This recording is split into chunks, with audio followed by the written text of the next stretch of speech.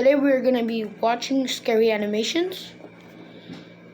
It's a true horror stories. So yeah, let's just hop into the video. I found myself at home one weekend night. My parents went out of town, and I was returning from a canceled sleepover at my friend's house. The lights were on when I got to the door, and I remember getting a phone call from that same friend shortly thereafter, which would end up being the last normal event of that night. My brother was playing video games in the next room, and I could hear him tapping furiously at the video game while I spoke on the cordless phone. I walked around in the living room and ended the phone call in the kitchen when I remember hearing some sort of high-pitched squeal that came from the house somewhere. I couldn't place where it came from, as it sounded the same in every room I went to investigate. It ended about a minute after it started and was interrupted by the phone ringing. But the phone wasn't in the kitchen where I left it. It was in the bathroom on the counter, in front of the sink. I answered the phone and there was no one there, so I hung up. Okay, so if the phone was there where you left it and it's somewhere else, that's sketchy. And there's no one on the phone, very sketchy. Alright, let's keep on going. It was at that point I heard a dragging sound. Like a large heavy object was being dragged in the attic crawl space above me. I followed the sound as it slowly navigated from room to room and ended up in my parents' bedroom. I feel like the thing that was getting dragged is a body. Okay. Who at the time still had a waterbed. After the sound made it to the far wall, it stopped and the phone rang again. And this time it was my friend on the other line. I told him what was going on, and he told me to be careful and call the police. After I got off the phone, I laid down on the waterbed. I then heard a knock on the door and answered it quickly, but no one was there. It was at this point I called my brother from his room to check something out.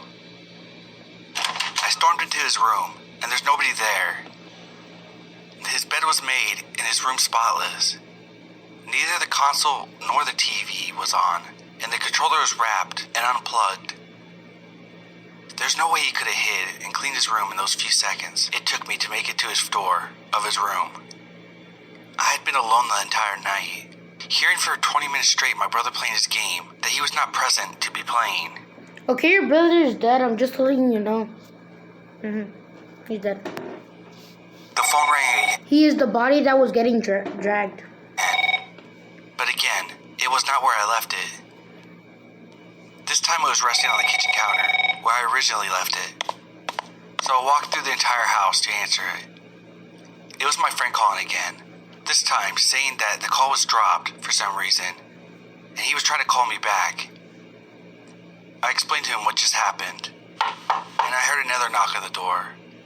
Since I was standing right next to it, I peeked through the window within 2 seconds of the knocks, and there was nobody there. At this point, I opened the door and stepped out to the porch to make sure I didn't see anyone running away, as I had a large, wide-open yard, and there's nothing to hide behind. I walked into the front yard and looked around, but couldn't find anything.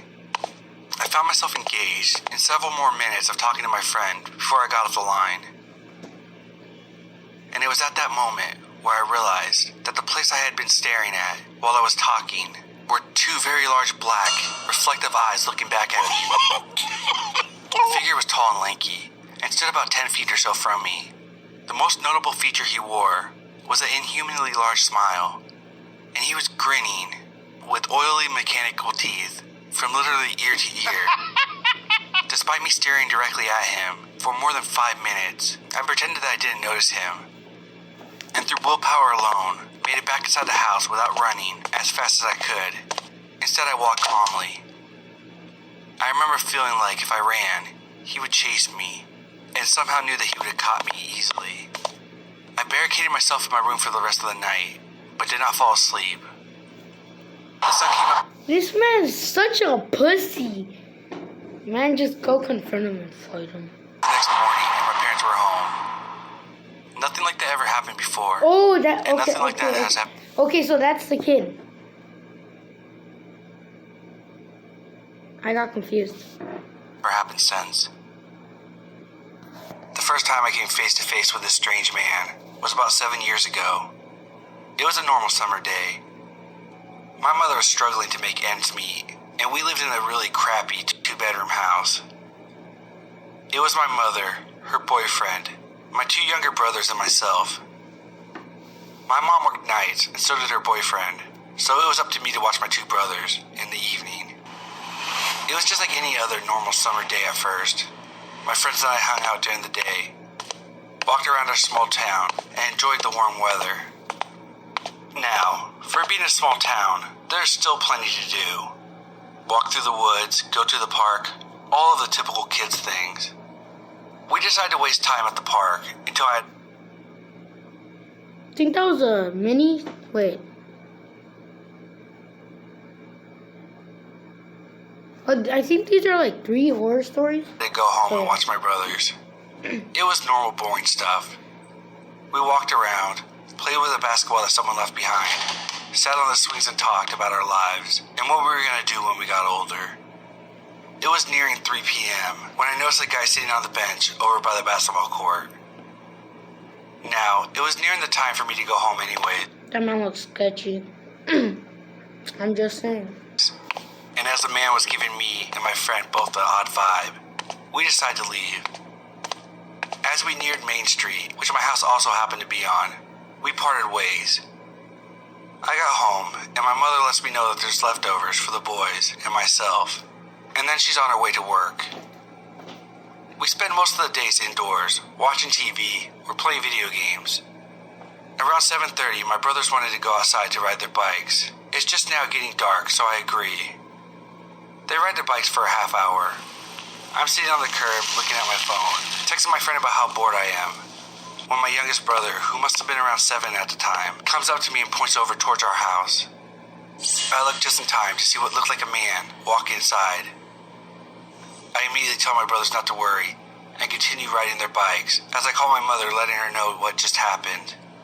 She calls the police and they show up within 5 minutes, seeing that the police station is only a few blocks away. They do a full search of the home but find nothing.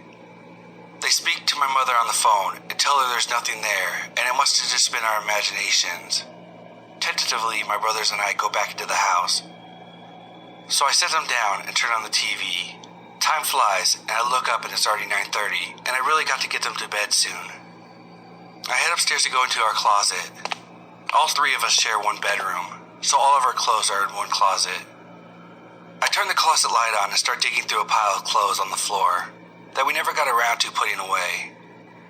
I hear a noise that sounds like a deep breath. Thinking it was just my imagination, I continue to pull out pajamas for my brothers. I grab their PJs and go to pull the string to turn off the lights. Out of the corner of my eye, I see movement. I look over and see a face peering out of the large pile of clothes. There's a man hiding under our clothes in the closet. He made a sudden movement, and I booked it. I take off running. I can hear him struggling to get out of the clothes, and I didn't stop running. Down the hallway, down the stairs, knocking anything over in the process, in hopes of slowing him down.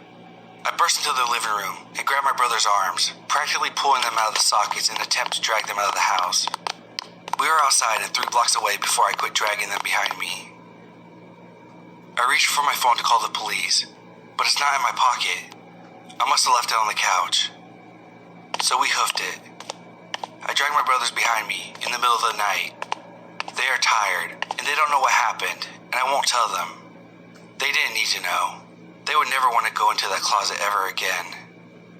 I get to the police station and they call our mother. Then they drive us home, and she leaves work early. They do another full search, but once again find nothing but the mess I made in my attempt to leave. No evidence. Nothing. They basically told me to stop wasting their time, and they left. My mother said she believed me, but of course I knew it was just something she would say to console me.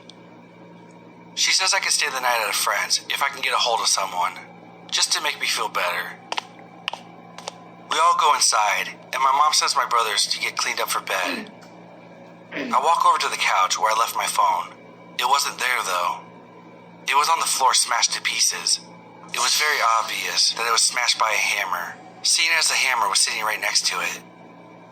I call my mother over and show her the mess of my phone on the ground. She walks over to the storage cabinet and pulls down the toolbox we have. She opens it, and our hammer is still inside.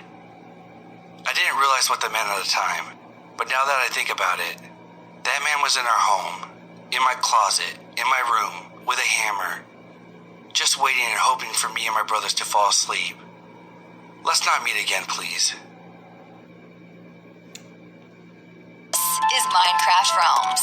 Well, actually, it's a normal Minecraft world, but the difference is in...